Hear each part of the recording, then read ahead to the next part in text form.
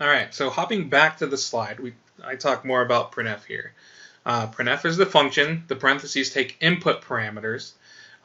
In this example, the input parameter within the double quotes is known as a string. It's a string of characters.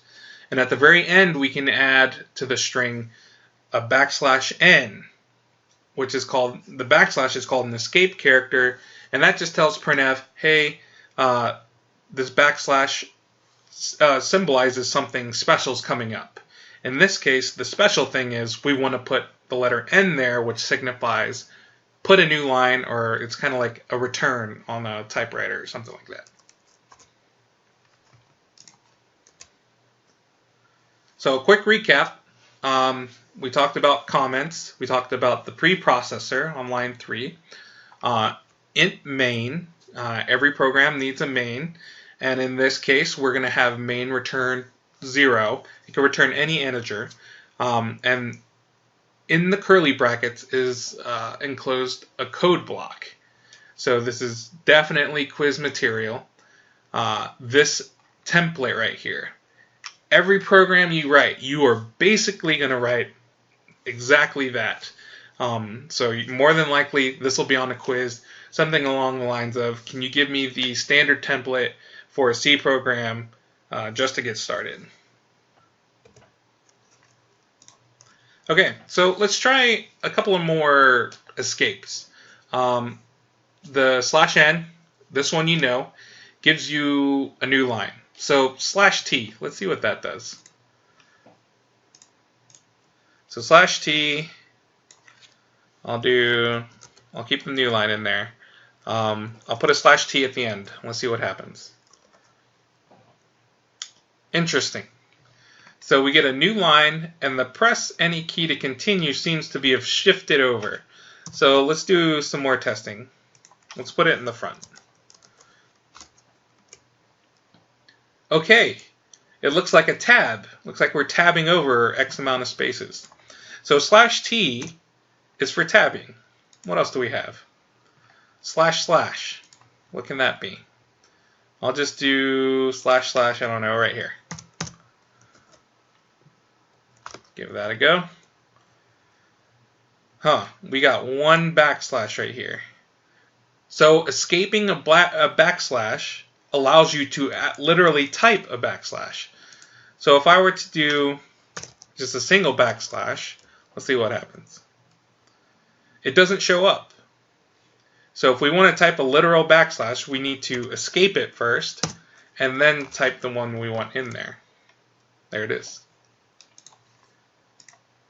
Next one we have is a double quote. Right, so when we give the input, we start with these double quotes. Well, what if we wanted to put a quote here and a quote here? I'm going to run it. Look at all these errors we have. I'm going to try and run it. There were build errors. Would you like to continue? No. Always remember that. Never continue on the last successful build, because your changes won't be shown when you go to test it. So okay, I want these quotes to be printed. So, well, let's just escape it. We have to escape both of them. There we go. But look at this. This quote is on this new line. See that? We want it up here. And let's get this quote closer to the H. So I'm going to take this. I'm going to cut it with Control X. I'm going to paste it right next to the H in hello.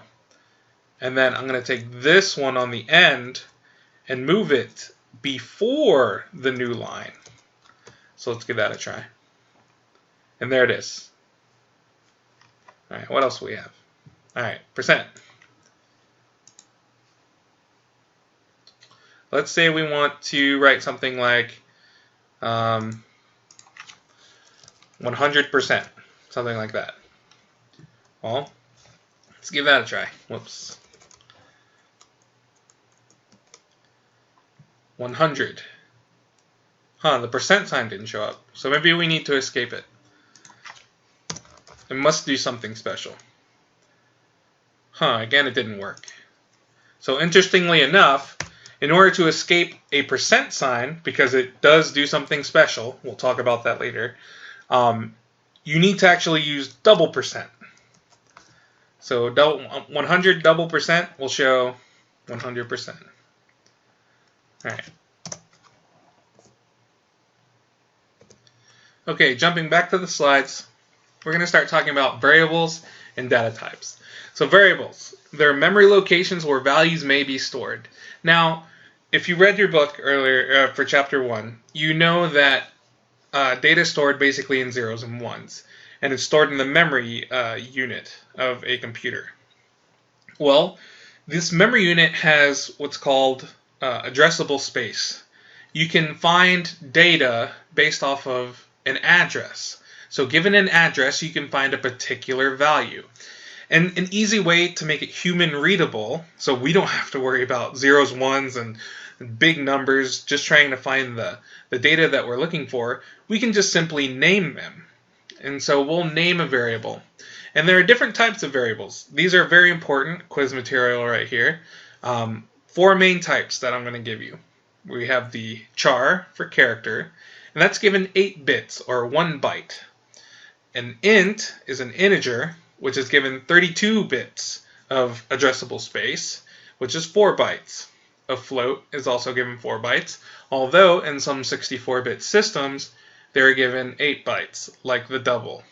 The float and double allow you to do decimal point numbers, like 3.14159, etc., stuff like that. So signed versus unsigned. Well, we'll do some examples, but an unsigned char or an unsigned int or etc., anything unsigned is meaning it can't be negative, it is always positive. There's no negative sign about it.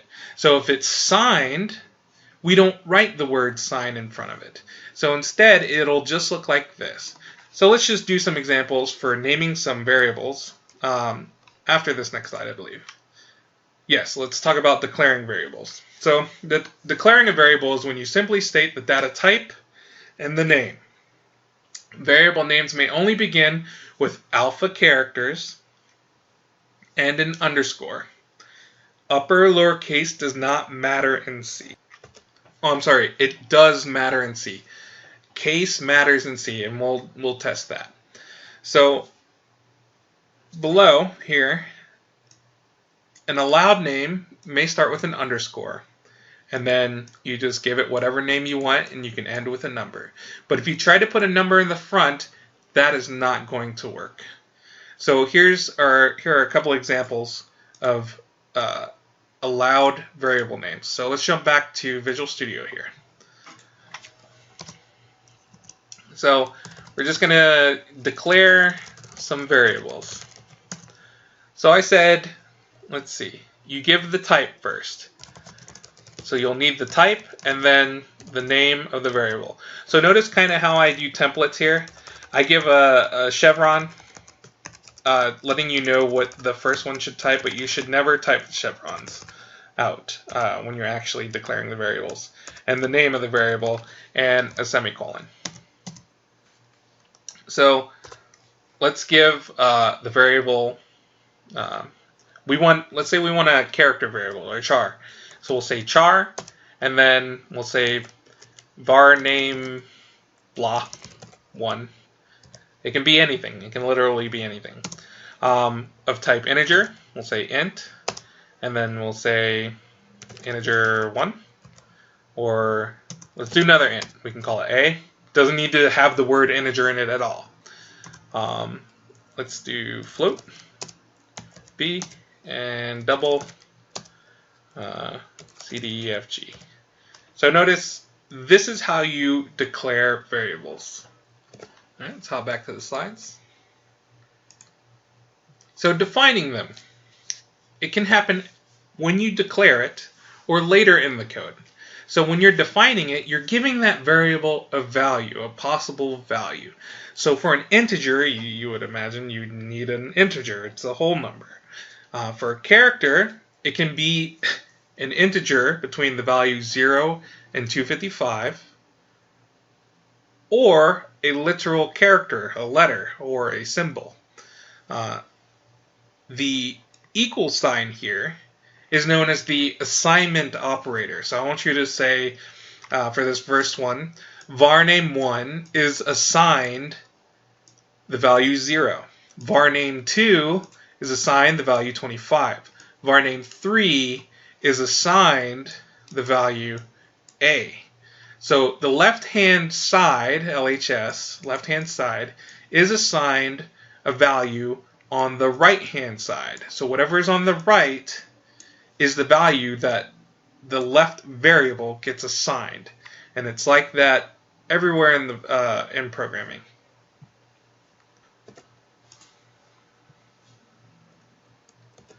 All right, so let's assign some of the variables we made in our program, and we'll kind of follow along with here with another simple program.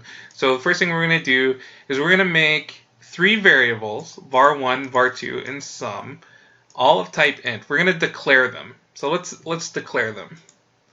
I'm going to erase these, and I'm going to declare 3 int variables. So we can do it like this.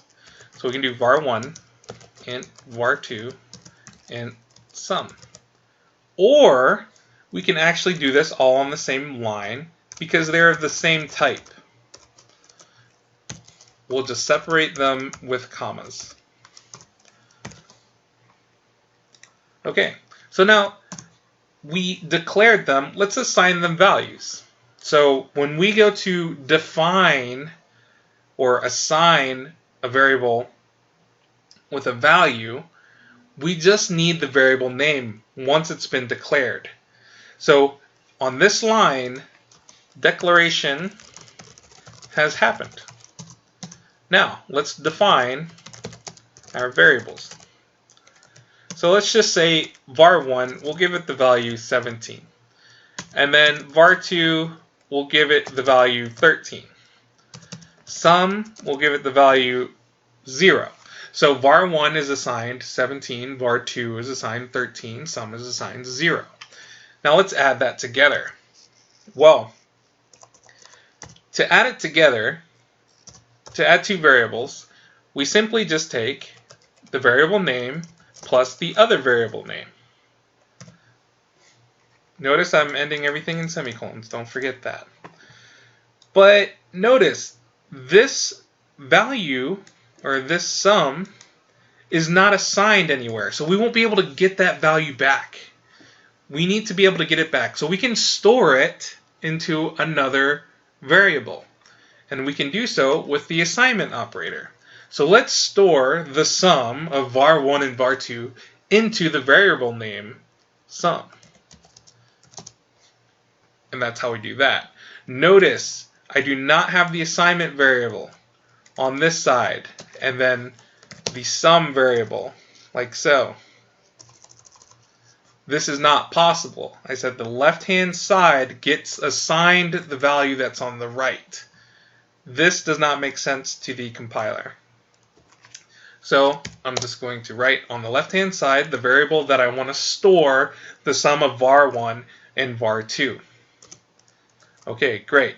So I run it, Control F5, and it just shows me what we had for printf. Great, that's nice and all, but I want to know that sum is out there, that it's correct, that it's, what is this, 30? Yeah, 30. So I'm just going to comment this out, and I'm going to do something like this. I'm going to call printf. I like to close the parentheses first and give it the semicolon, and then hit my double quotes. First thing I'm going to do is this for printf. So when I want to print out the value of a variable, I'm going to use called a placeholder, actually. So in this placeholder, we're going to use %d. I know that's weird, but d is for decimal in this point. And if we want to print out an integer, we use %d for decimal. Now I'm going to go ahead and throw a new line in here. So I do an escape n, so I don't have that press any key to continue on the same line. So this is a placeholder. So after our string, but inside of the parentheses, we need to tell printf something else. well, we have a placeholder, therefore we need to put something in that place. In this case, we're going to print the sum. So I'm going to put that there, and nicely enough, Visual Studio will do that for me. And now I'm going to run it. And there we go, 30. And a new line, so press any key to continue on the next line. So let's give it more detail. Well, how about I want it to look like var1 plus var2 is equal to the sum, where it prints out the actual number of var1, the actual number of var2, and the actual sum. So we'll do, we need 3 placeholders, right? The first one plus the second placeholder is equal to the last one. So now these placeholders are in the same order that you should give the variables. So for this first one, we want it to be var1, so we write var1 first, comma. And for the second placeholder, we need var2, comma. No last comma after sum. So that should take care of that. Let's give it a try. All right, great. 17 plus 13 is equal to 30. Cool. So now, what if I do a little switcheroo here with the var2 and var1? So it should have 13 up front, 17 on the second one. 13 plus 17 is 30. Great. Worked out. So what if I did this? var2, var2. 13 plus 13 equals 30. Well, that's not really correct, right? It's 26. But we're not doing the adding inside of the printf, remember? We're just telling printf, hey, print out these numbers. Printf doesn't add these numbers for us. The adding is happening on this line. So if we really wanted var2 plus var2, we should be adding var2 plus var2. Now later on in the course, you might figure out, I was calculating everything correctly, but I just printed it out wrong. That happens very often, so be careful of that.